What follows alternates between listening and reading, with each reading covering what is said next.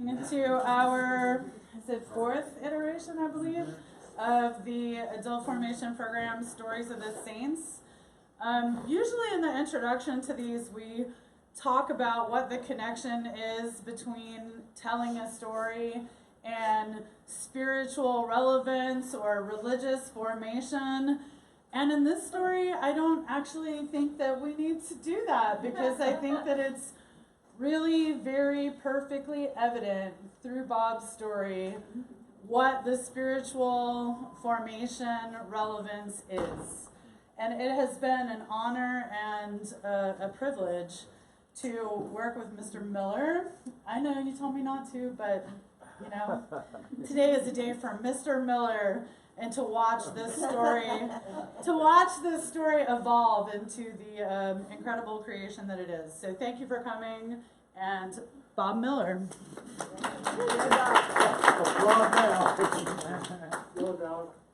Two preliminary comments. First, the N-word is a violent word, but you cannot understand the verbal violence that Hamilton Holmes and Charlene Hunter were exposed to at the University of Georgia without hearing that word as they heard it and as they saw it written. Secondly, why I care so much about something that happened in 1961. Well, I once said that I thought that was the only time in my 78 years God told me to do something. Now that is very presumptuous. It could have been another voice, a hallucination, but just in case, just in case. Scoundrel time. The desegregation of the University of Georgia. At daybreak, on Monday, January 9, 1961, the state of Georgia was completely segregated. Every public school, every private school, every restaurant, every motel, every hotel, every baseball park, every bathroom, even every water fountain. Completely segregated by law and custom. Around 10 a.m. that morning, I'm a freckle-faced sophomore history major at the University of Georgia. I'm bundled up, it's 28 degrees with a pretty good little wind. And I'm standing in front of the journalism building at Georgia between classes. I happened to look down a sidewalk towards downtown Athens, and I saw Dean of Men William Tate and two young African Americans, whom I very quickly knew were Hamilton Holmes and Charlene Hunter, and two older guys that I soon found out were their lawyers, Horace Ward and a very tall Vernon Jordan, and they're walking my way. Well, the state of Georgia and the University of Georgia are being desegregated before my eyes as I stand there between classes. I knew Holmes and Hunter had the right to come to Georgia. Ever since 1954 they'd had that right. And I figured everybody else on campus knew that also. Not much of a deal.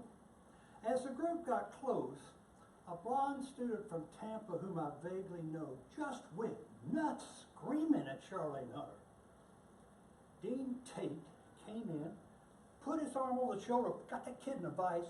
With his other hand, he reached into his pocket, pulled his wallet out, and then with the fingers of both hands, got the student ID card out of the wallet, put the wallet back in, put the ID card in his pocket.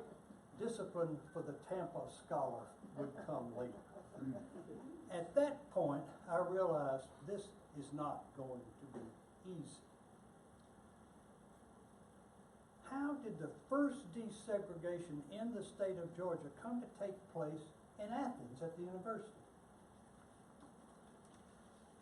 Governor Ernest Vandiver, in 1958, had secured his election with his famous No Not One speech. When I am your governor, neither my three children nor any child of yours will ever attend a racially mixed school in the state of Georgia. No, not one. The first 2 days were not that bad by the standards of racial conduct in the Deep South at that time, and those were very low standards. Nobody got killed, nobody got beat up. But as soon as Holmes and Hunter arrived on campus, the Kappa Alphas lowered the Confederate flag that hangs over their door to half-mast. Well, a lot of us never liked that flag at half or full mast. On the first day of class, Joan Zitzelman, a journalism major from Athens, walked into her introduction to journalism class, looked up on the blackboard, and "Nigger, go home" is written on the blackboard. Wow. She got up, she walked down, erased it, and went back to her seat. Charlene Hunter was enrolled in the class but hadn't arrived yet. Joan told me afterwards that she was shaking to her core, and if somebody had put it back up, she would not have been able to erase it again. They didn't. Joan and Charlene Hunter became friends, both being journalism majors, and they lunched together often at the campus co-op, a dump beloved by all. On the first time Charlene Hunter went to eat a meal in the cafeteria, she of course sat down alone, and Marcia Powell, the editor of the student newspaper, The Red and Black, came and sat with her. Immediately, abusive slurs are hurled, not at Hunter, but at Powell for sitting with her. "Nigger lover," a number of times said to her. A couple of days later, about 100 students gathered one night at the Arch and hanged Hamilton Holmes in effigy while singing "Dix." One can only hope they did not fully realize the historical significance of lynching, but I suspect they did. The most unusual reaction to desegregation I saw that first week involved a nice freshman co-ed who was dating Charles, a fraternity brother of mine. Her father was a state legislator. He could not expose his precious daughter to the horrors of interracial education, so he drove to Athens, packed her up, and took her back home to Columbus. Wow. She returned sheepishly a week later. I don't recall what happened to the budding romance. The evening of the third day, Wednesday, was decidedly different from the first two. A group of law students, of all people, planned a riot to take place after the Georgia Tech basketball game that night in rickety old Woodruff Hall. Most of those who planned the riot were also members of the rabidly segregationist Demosthenian Literary Society. I don't think they asked Demosthenes for his permission to use that name. When I found out who had organized the riot, I knew I would never go to Georgia's law school. It turned out a number of people knew about the plan for a riot, but I didn't. They never tell the nerds about their riot. After the Dogs' double overtime loss to Georgia Tech, I came out and I saw a group of about 500 heading up the hill towards Charlene Hunter's Central Myers dorm. Followed, because I wanted to see what the post-game action was going to be. But I didn't want to get so close somebody thought I was taking part in whatever was getting ready to happen. So we get up the hill, and this mob, first they start throwing rocks and bricks at Charlene Hunter's first floor dormitory window. Actually, I heard later from several people, I think were in the know, that some of the Sigma News were very proud that the first brick was thrown by one of their brothers. And then a group held up a sheet. "Nigger, go home," 3 exclamation points. Now. I've always wanted to go talk to those people that held that sheet that night. How's your life been? Do you regret being a riot sheet holder on January 11, 1961? Do you live in fear that somebody important to you is going to find out what you did on that January night? Well, rocks and sheets were not enough. So a group of co-eds gathered in the room above Charlene Hunter and proceeded to stomp the floor so that she could neither study nor sleep. Dean Tate, the ubiquitous Dean Tate, shortly arrived and started grabbing student ID cards. There's no other protection of any type there. And he got 8 or 10. He ended up suspending somewhere between 8 and 12 students.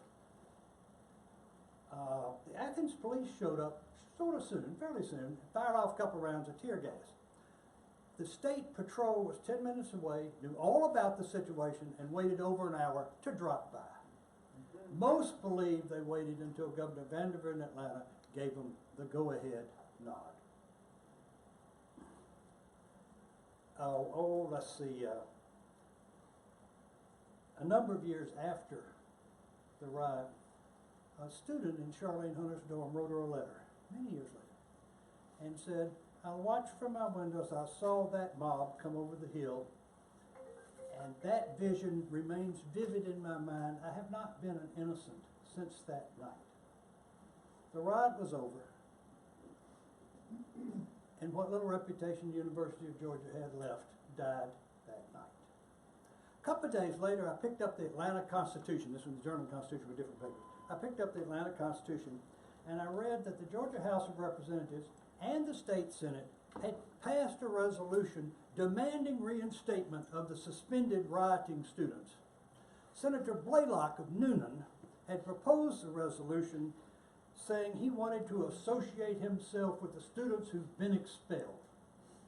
Governor Vandenberg's executive secretary with the cowboy-like name of Peter Zach Gear said, he roared, that the rioting students feel they have been unduly restrained in their exercise of their freedom of assembly and speech. Well, they didn't look restrained when I was watching them riot. Well, in reaction or disgust, I soon hooked up with Westminster House, the Southern Presbyterian enclave on campus. The cradle Episcopalian enters a Calvinist den. The local churches control the Westminster House board, and they fired the minister in 1961, Corky King, for having Holmes and Hunter over to dinner every week and for other nefarious race-mixing acts. Then they hired a successor, Roland Perdue, a former all-ACC offensive tackle from University of North Carolina, Chapel Hill, who was also from College Park, and I played football at College Park with his younger brother, Billy. They fired Roland Perdue after a year or two for engaging in nefarious race-mixing acts of various types. Then they fired the third guy a year later for doing the same thing. A number of years ago, I was talking to Roland Perdue, I was meeting with him, and by then he's a retired Presbyterian minister, and he told me he was fairly sure that the firing of 3 ministers in a row for their racial views might be a record.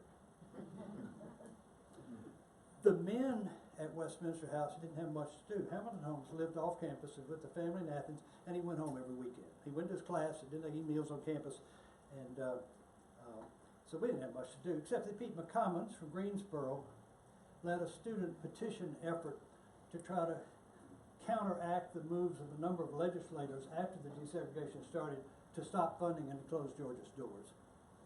The co-eds were, no, co-eds probably not a heavy term, the co-eds were different. Mostly members of leading sororities, let's see, Winston Stevens, Glenda Elliott, Penny Naylor, Nancy Flowers, Joan Zitzelman, and some others, they escorted Charlene Holmes to her classes and to her meals. She walked around campus, she had well-known white ladies walking with her. The students who were active at Westminster, trying to make desegregation just go a little better, knew that that was not popular with our fraternity brothers and sorority sisters. My friend Winston Stevens was not just a member of a sorority, she was the daughter of a congressman and a direct descendant of Alexander Stevens, the vice president of the Confederacy. An unusual combination for one active at the somewhat suspect Westminster House. Well, she was once asked about whether that affected her relations with her sorority sisters. And she said, it doesn't come up much.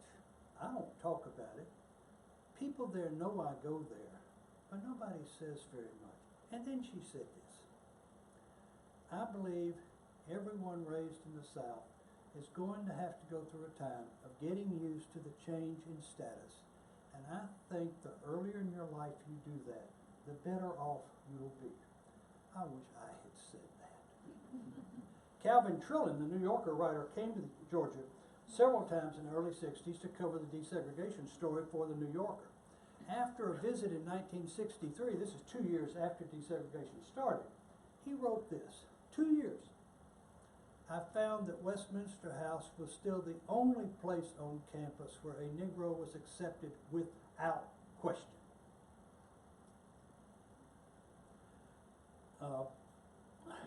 The next 2 years, things calmed down a bit by the standards of what went on the first 3 days. Things calmed down. Oh yeah, well, Holmes and Hunter each found scratches on their cars one or two times, of course. Yeah. And Charlene Hunter would not walk close to the front door of the law school in order to avoid the slurs hurled at her by a few of the lawyers to be. And among white kids, you'd hear different kinds of comments. Among the more rabid fraternities, the Kappa Alphas and the Sigma Nus, you'd hear, how many this quarter? In contrast, my classmate John took organic chemistry with Hamilton Holmes. John was a kind, quiet South Georgian, probably a segregationist. He told me he got a C in organic chemistry and Hamilton Holmes got an A. And then he very calmly said, I guess he deserves to be here. Holmes was an excellent student. His father said of him, he was going to make those crackers sit up and take notice. Holmes himself said, I sure like that Phi Beta Kappa key. The only time I ever talked at any length with Hamilton Holmes was when he sat directly across from me at the Phi Beta Kappa induction banquet in May 1963. The crackers had sat up and taken notice. For all their travails, both Holmes and Hunter had Georgia Bulldog decals on their cars. Well, somebody asked Holmes about that. And he said, well, we do go to school here. It's school spirit. And there was a long pause. He said, no, not school spirit. He said, I'm trying to think of another word. I don't think he ever did. There was one good white school official at Georgia. Dean of Men William Tate. I did not know Dean Tate in his professional capacity. But his older son was a fellow history major and a friend of mine. And I visited their old home on Deering Street a couple of times. Every bookcase was filled to the rafters. And the overflow books were in stacks in the public rooms that you had to walk around. And I sort of liked that. Tate was from Tate, up near Ball Ground and Ranger and Marble Hill. If you're over 60, that's Dean Rusk country. Tate had been a track star at Georgia, but had added a lot of pounds since then. Some of us know a good deal about. He had a big nose, little eyes, and looked like a gigantic, thoughtful owl. He could move in on a student, put that arm over their shoulder, flip out that student ID card with astonishing speed. And the student knew that the first thing that happened after ID card seizure was the dreaded telephone call to one's parents. After a while, Holmes and Hunter felt that the gigantic, thoughtful owl was as concerned for them as he was for his beloved university. My best Dean Tate story was told to me at a Westminster House reunion a few years ago by Harold Black. He was the first African-American male to live on campus, which of course Holmes did not do. He also is now a retired finance professor from the University of Tennessee. He said that one day he and several white friends went over to old Stegman Hall and had a swimming pool to go swimming. The manager came running out. Everybody out, the pool's closed. They went back the next day, Black and a couple of white friends. Manager comes running out. Everybody out, the pool is closed. Harold Black saw a telephone on the wall. And he went on and he called Dean Tate. I'm fairly sure all of the early African-American students had Dean Tate's phone number. Okay. Called Dean Tate. Dean Tate asked to talk to the manager. And Harold Black said he could hear the enraged Dean Tate yelling through the phone, "Open the damn pool!" Before I talk about myself, I want to make this clear. I was there. I saw much of what happened. I cannot imagine the courage it took Charlene Hunter and Hamilton Holmes to attend the University of Georgia when they did. Well, what about me? Well, after Westminster House, I thought, I need to do something more. So sometime in 1961, I went to a meeting in Athens of a new group, SNCC, the Student Nonviolent Coordinating Committee, which of course had come out of the student-led sit-in movement. And they held this meeting in Athens to try to recruit new members. Well, the students from Atlanta University Center who came over to recruit were way too courageous for Bob Miller. So I stayed comfortably off the front lines, but forever scarred by what I saw at my alma mater in 1961. My University of Georgia diploma is signed by 4 people. 3 of them lied under oath at the federal court trial where Georgia tried to deny admission to Holmes and Hunter. Those 3 were University System Chancellor Harmon Caldwell, Georgia's President Omer Clyde Adderhold, and Georgia's Registrar Walter R. Danner. The Board of Regents, the University System of Georgia, and the University of Georgia handed me a diploma signed by 3 perjurers in the service of racial segregation. I have been mad about that for 55 years.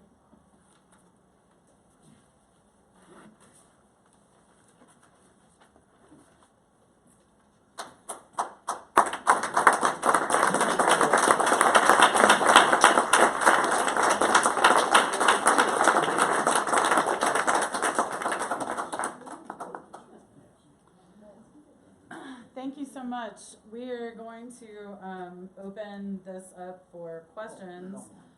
He knows this. We discussed it. And the first question that I'm going to ask to get us started is also a question that he knows and we discussed. Come on up, Bob.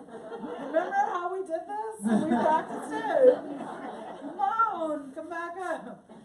So we just start with I just start with the hard-hitting questions, so then you guys can follow with whatever hard-hitting questions you want to ask.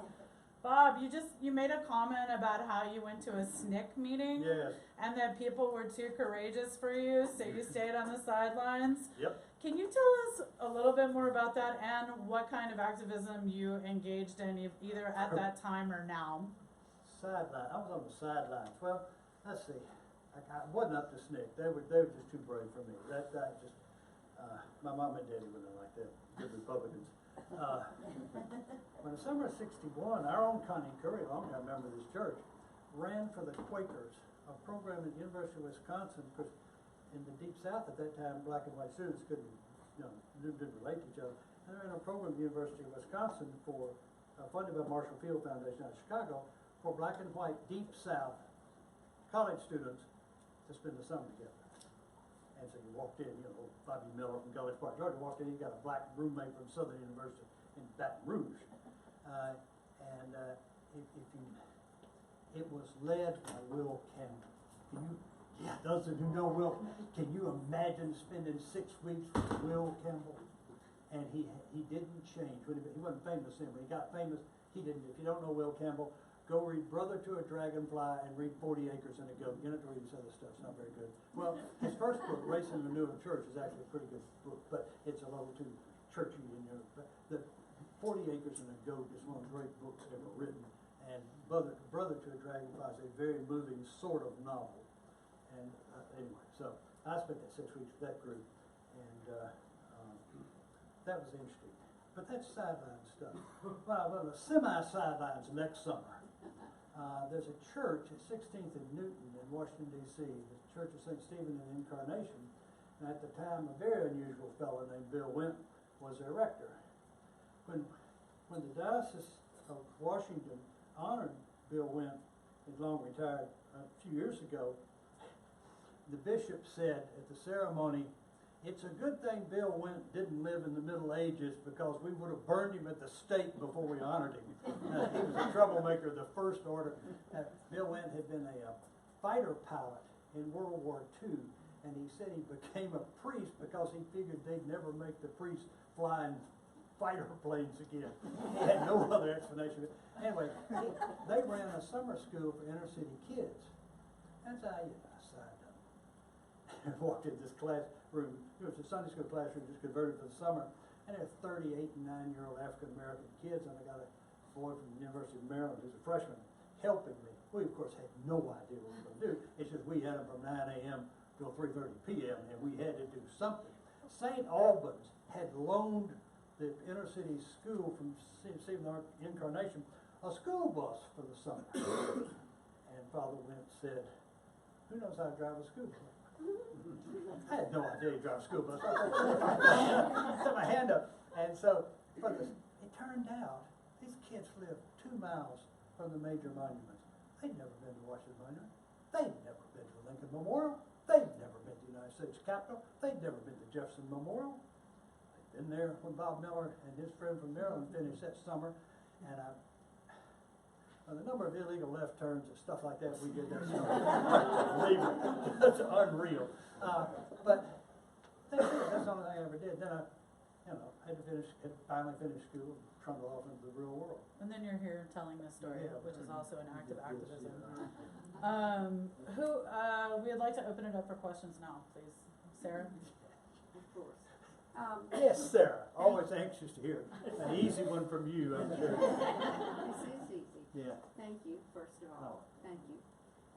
But I wonder if the university has ever had some kind of service or some Oh, kind yeah. of Yeah, they've got it. They named a building after Holmes. You know, they've never said we were led by a group of liars on the witness stand, probably instructed to do so by the lawyers for the university. Nobody's ever, Bob Miller was saying it all the time, but nobody else says it. So they've honored them. Charlene Hunter gave the commencement address in 1988.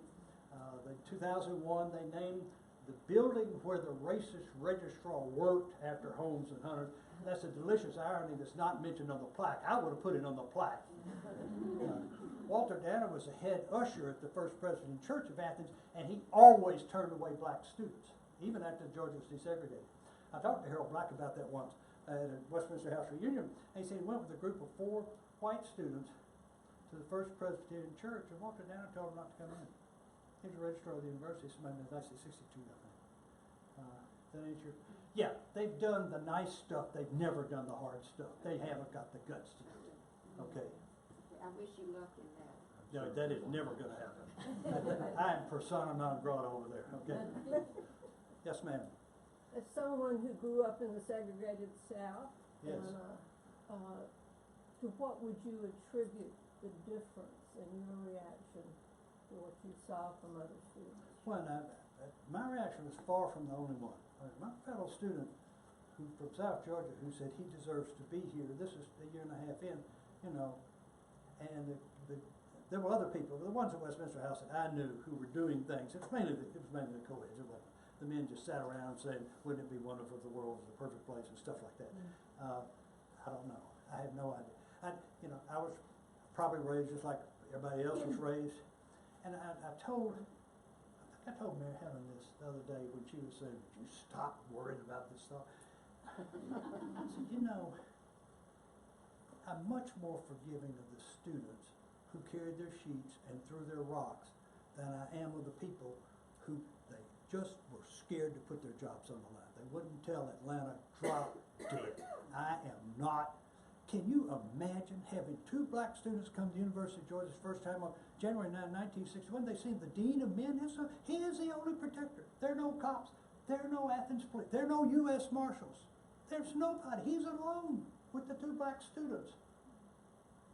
And we didn't have a roll of about 7,000, but I guess there's probably 6,100 segregationists and 900 who, if not being integrationists, at least thought they had the legal right to be there. So I'm not going to throw a brick at them, okay? Or call them a bad name. All right. I can't explain that. I cannot explain. I don't think they're all bad. Some are bad people. I mean, yes, I would have permanently expelled every law student who helped plan that riot, because one has to assume that at least after the 3rd day of law school, they had heard about the Supreme Court decision in 1954. Probably didn't understand all the ramifications of it, but they knew the general line. I would have kicked every one of them out of school and I would have fired the administration for lying. They should have been indicted. I've read the transcripts. Read them. Adder Hope, president. Buck Murphy, Falgosin Fraser Murphy, asking, lead lawyer for the state. As far as you know, this application, Mr. Holmes, handled exactly like every other application to apply to come to the university. Oh, yes, sir. Well, he knew full well that every piece of correspondence for Hamilton Holmes' application was copied to an assistant attorney general in Atlanta who was following the matter.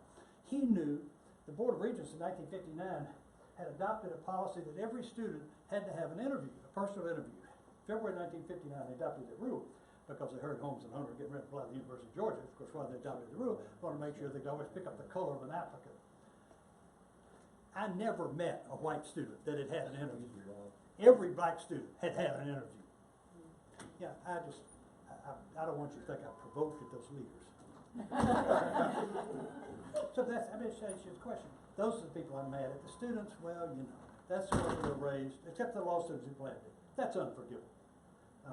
I would never have let them pass. If I, you know, do we have some kind of morals committee or something at the bar, or fitness or something like that? I passed, so it has to be fairly low standard.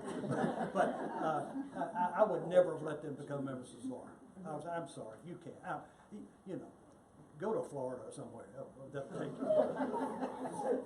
it. I think we have time for one more question. One more question, Melinda. Melinda is going to be our next storyteller, and I was going to tell you the date, but I'm actually, it's during Canuga weekend, so I think we're going to work on changing it. But Melinda Snow is going to be our next storyteller. Go ahead. Bob, I was going to ask you whether you heard anybody talk about their identity as believers in Jesus Christ and the things that he taught. Was there ever any effort to match up behavior with what you learned in Sunday school? I'll pass over that. You're assuming some things I might have learned in Sunday school. I was taken and I went, okay. No, you didn't hear that much even at Westminster House. Amazing, the boys were there to tell the young ladies, you're doing a great job of looking after Charlene Hunter. You know, and sometimes we'd be at the weekly dinners that Corky King and his wife had with Holmes and Hunter. But even then it was talk about how did they go? Charlene have a problem? Did anybody throw a rock at Hamilton Holmes today? It was much more transactional. And they were ministers, and Roland Perdue had an outstanding career. You know, had put a big church. Corky King left the ministry after they fired him. Became a software designer in Seattle. He came back for a reunion we had a few years ago. No, you didn't hear that. Nobody said, God is telling me to, you know, eat lunch at the cafeteria with Charlene Hunter so it would make her feel like, you know, some people want her here. Never heard it. It may have been going on, and I just was blind to it. 19 and 20-year-old college students don't listen out for words about Jesus. I mean, let's face it. I never heard it either, but I wondered if you... No, I did not hear. Okay, that's it. Thank you so Thank you much very for much. joining us.